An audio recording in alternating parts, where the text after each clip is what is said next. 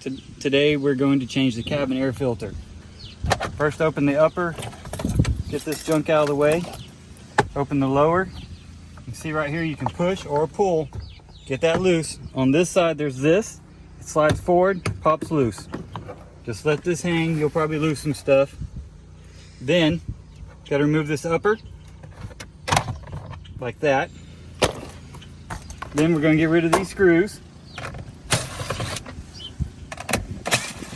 Like that. Then you're gonna get a little rough. And then I just turn it and let it stay all the way. Now back here, this is it. On this side there's a release. This side there's a release. There is the cabin air filter. Mine's not too bad. Yours is real bad.